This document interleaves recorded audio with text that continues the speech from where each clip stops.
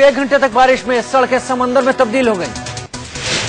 सुबह सुबह ही बारिश ने दफ्तर जाने वाले लोगों की मुश्किलें बढ़ा दी। कई जगहों पर घुटने तक पानी जम गया था। जल जमाव के चलते मुंबई के कई इलाकों में सड़क पर ही गाड़ियां फंस गईं। कई लोग गाड़ियों को धक्का लगाते देखे गए। सबसे ज्यादा परेशानी अधेरी, हिंदमाता, परेल, चकाला जैसे इलाकों में देखने को मिली। यहां भारी जल जमाव हो गया।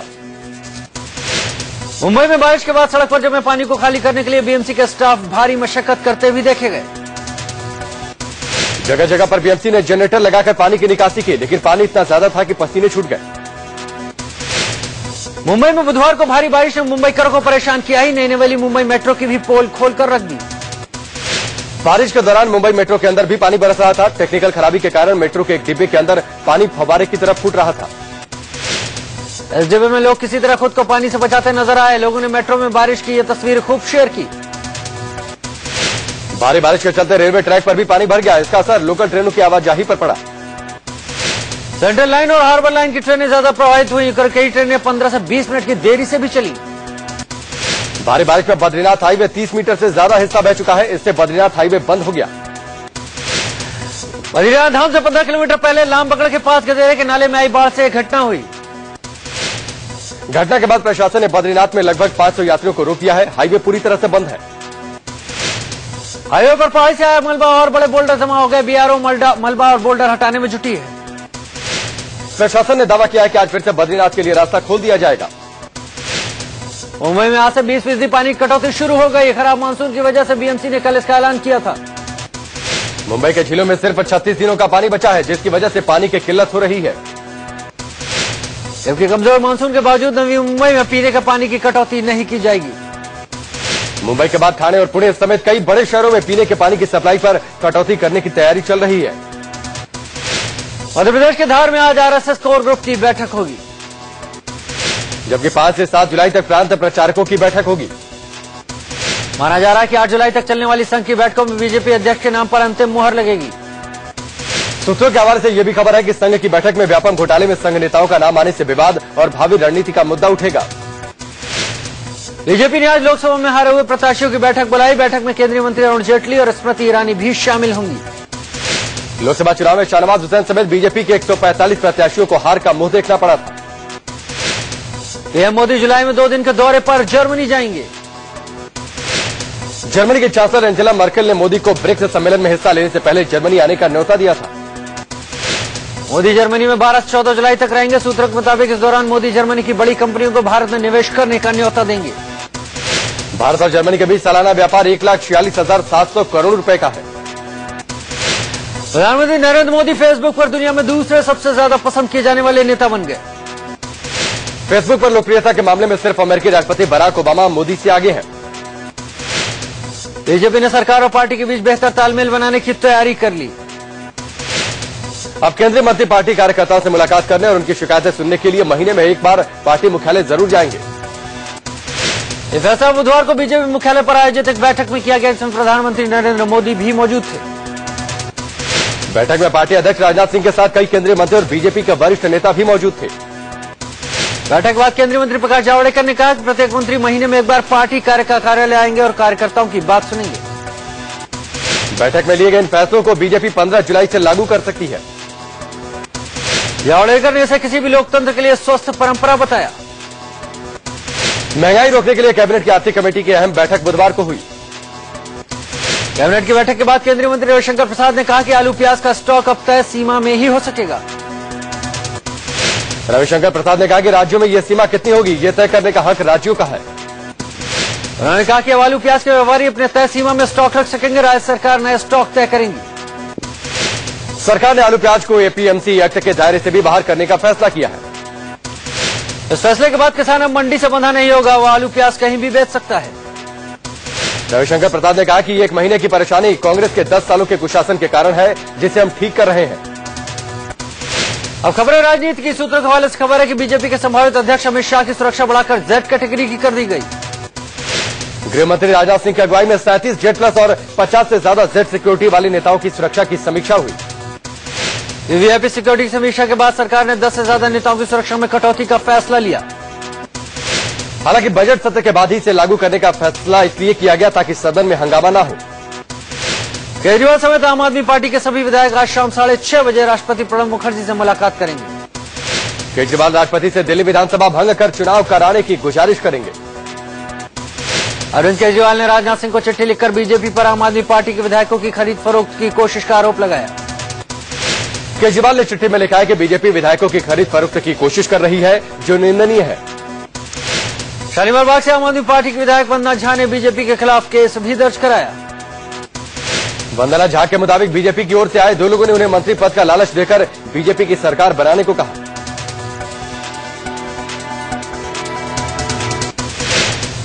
वंदना झा की माने तो दोनों ने बात न मानने पर जान से मारने की धमकी दी। वंदना झा के कार्यालय में लगे सीसीटीवी कैमरे में बीजेपी की ओर से आए दोनों लोगों की बातचीत की तस्वीरें कैद हो गई। आप विधायक ने पुलिस को सबूत के तौर पर मुलाकात की सीसीटीवी फुटेज सौंपी। पुलिस केस दर्ज कर जांच शुरू कर दी। नाबालिग से यौन उत्पीड़न के आरोपी आसाराम की जमानत याचिका पर आज सुप्रीम कोर्ट में सुनवाई होगी। आसाराम ने याचिका में सुप्रीम कोर्ट से पास्को के तहत मुकदमा न चलाए जाने की मांग की है। आसाराम का कहना है कि स्कूल सर्टिफिकेट के मुताबिक पीड़िता नाबालिग नहीं है। सहारा प्रमुख सुब्रत राय की जमानत याचिका पर भी आज सुप्रीम कोर्ट में सुनवाई होनी है। सुप्रीम कोर्ट सहारा श्री की जमानत को लेकर अपने शर्त पर कायम है। सुप्रीम कोर्ट ने सहारा प्रमुख से 5,000 करोड़ की नकदी और 5,000 करोड़ की बैंक गारंटी जमा कराने के निर्देश दिए थे। एम्स प्रशासन ने सुनंदा पुष्कर की पोस्टमार्टम रिपोर्ट में बदलाव के लिए दबाव के आरोपों को खारिज कर दिया है। एम्स ने कहा कि डॉक्टर सुधीर गुप्ता के बयान बेबुनियाद है और रिपोर्ट में कोई छेड़छाड़ नहीं हुई। एम्स प्रशासन ने डॉक्टर गुप्ता पर कार्रवाई के भी संकेत दिए। सुनंदा पुष्कर मामले में केंद्रीय स्वास्थ्य मंत्री डॉक्टर हर्षवर्धन ने कहा कि इस बाबत एम्स के डायरेक्टर से जांच रिपोर्ट मांगी गई है। हर्षवर्धन ने कहा कि रिपोर्ट आने के बाद ही कुछ फैसला लिया जाएगा। एम्स के फोरेंसिक विभाग प्रमुख डॉक्टर सुधीर गुप्ता ने दावा किया कि उन पर पोस्टमार्टम रिपोर्ट बदलने का दबाव था। डॉक्टर गुप्ता ने इस बाबत स्वास्थ्य मंत्रालय और सीबीसी से भी शिकायत की है। शंकराचार्य स्वामी स्वरूपानंद सरस्वती ने साईं बाबा के खिलाफ एक और विवादित टिप्पणी की। यूपी के कासगंज के डीएम ने एक चौकीदार को सरेआम थप्पड़ मारने और नौकरी से निकाल देने की धमकी दी। शंकराचार्य ने साईं को अयोग्य करार देते हुए कहा कि उनकी पूजा करने से उल्टा फल मिलेगा। साईं पर दिए शंकराचार्य के विवादित बयान को लेकर गाजियाबाद में धर्म संसद का आयोजन किया गया। धर्म संसद में सैकड़ों संत और कई महामंडलेश्वर पहुंचे। धर्म संसद में साईं पर शंकराचार्य के बयान को सही ठहराया और इस पर संत समाज को जागरूक करने की बात कही। एमपी में व्यापम घोटाले को लेकर कांग्रेस ने विधानसभा परिसर में बुधवार को जमकर हंगामा किया। कांग्रेस ने व्यापम घोटाले की सीबीआई जांच की मांग की। एमपी के सीएम शिवराज सिंह चौहान ने ऐलान किया कि अगर घोटाले में उन पर आरोप साबित हुए तो वो संन्यास ले लेंगे। शिवराज ने कहा कि कांग्रेस सिर्फ उनकी छवि खराब करना चाहती है। अब खबरें क्राइम की। महाराष्ट्र के जलगांव में 5 युवकों ने एक महिला के साथ गैंगरेप किया। 4 को पुलिस ने गिरफ्तार कर लिया। 5 आरोपी महिला को जबरदस्ती वैन में बिठाकर खेत ले गए और वहां गैंगरेप को अंजाम दिया। यूपी के कन्नौज में एक पिता पर सौतेली बेटी से रेप का आरोप लगा है। बताया जा रहा है कि नाबालिग लड़की प्रेग्नेंट हो गई थी। एक नर्सिंग होम में गर्भपात के दौरान मामले का खुलासा हुआ। लखनऊ में 19 साल के एक लड़के के शरीर पर केरोसिन डालकर जिंदा जला दिया गया। पीड़ित लड़के का आरोप है कि जिसने उस पर जानलेवा हमला किया उसकी बेटी से वो प्यार करता है और शादी करना चाहता है। यूपी के प्रतापगढ़ में अपनी प्रेमिका से मिलने गए हिस्ट्री शीटर को लोगों ने पीट कर मार डाला। आगरा में बदमाशों ने कांस्टेबल की गोली मारकर हत्या कर दी। यूपी के रायबरेली रेल कोच फैक्ट्री के कैंपस में एक टेक्नीशियन की पत्नी और उसके 3 साल के बेटे का शव मिलने से सनसनी फैल गई। बताया जा रहा है कि टेक्नीशियन विनोद जब फैक्ट्री से लौटा तो घर में उसने पत्नी और बेटे का शव देखा। यूपी के लखीमपुर में मोबिल ऑयल के गोदाम में भीषण आग लग गई। फायर ब्रिगेड की 3 गाड़ियों ने घंटों की मशक्कत के बाद आग पर काबू पाया। दिल्ली के ओखला इंडस्ट्रियल एरिया की संजय कॉलोनी में लगातार दूसरे दिन अवैध मकानों पर बुलडोजर चलाया गया। एमसीडी ने 100 से भी ज्यादा अवैध मकान गिराए। लोगों का आरोप है कि एमसीडी बिना नोटिस के कार्रवाई कर रही है। मुंबई सटे नवघर में एक शख्स को फ्लैट दिलाने के नाम पर मारपीट की गई और लाखों 1,12,000 रुपए लूट लिए गए। 17 जून को भंडूप में 3 लोगों ने इस वारदात को अंजाम दिया था। 15 दिन बाद पुलिस ने तीनों आरोपियों को गिरफ्तार कर लिया। राजस्थान के उदयपुर में एक्सिस बैंक के बाहर लुटेरे एक शख्स से 4 लाख रुपए लूटकर फरार हो गए। लूट की ये घटना सीसीटीवी में कैद हो गई। पुलिस सीसीटीवी की मदद से लुटेरों की तलाश कर रही है। यूपी के बिजनौर में आदमखोर बाघिन ने एक लड़के को मार डाला। नोएडा के सेक्टर 150 में प्रस्तावित स्पोर्ट्स सिटी के खिलाफ किसानों ने धरना प्रदर्शन किया। किसानों का आरोप है कि उनको मुआवजा दिए बिना ही उनकी जमीन बिल्डरों को दे दी गई। सुप्रीम कोर्ट ने माना कि दहेज प्रथा विरोधी कानून का मिसयूज हो रहा है। सुप्रीम कोर्ट ने पुलिस को हिदायत दी है कि दहेज उत्पीड़न के केस में आरोपी की गिरफ्तारी सिर्फ जरूरी होने पर ही की जाए। कोर्ट ने कहा कि दहेज प्रताड़ना कानून इसलिए बनाया गया कि महिलाओं को प्रताड़ना से बचाया जा सके, लेकिन कई बार लोग इसे गिरफ्तारी का हथियार बना लेते हैं। महिलाओं को रेप करवाने की धमकी देने वाले टीएमसी सांसद तापस पॉल को पार्टी ने माफ कर दिया है। टीएमसी अब तापस पॉल के खिलाफ कोई कार्रवाई नहीं करेगी। गोवा के जिन मंत्रियों और विधायकों के ब्राजील जाना रद्द हो गया था, वो बुधवार को फुटबॉल वर्ल्ड कप देखने ब्राजील रवाना हो गए। अंग्रेजी अखबार मुंबई मिरर में छपी खबर के मुताबिक गोवा के 2 मंत्री और 4 विधायकों ने बुधवार सुबह एमिरेट्स एयरलाइंस से ब्राजील की उड़ान पकड़ी।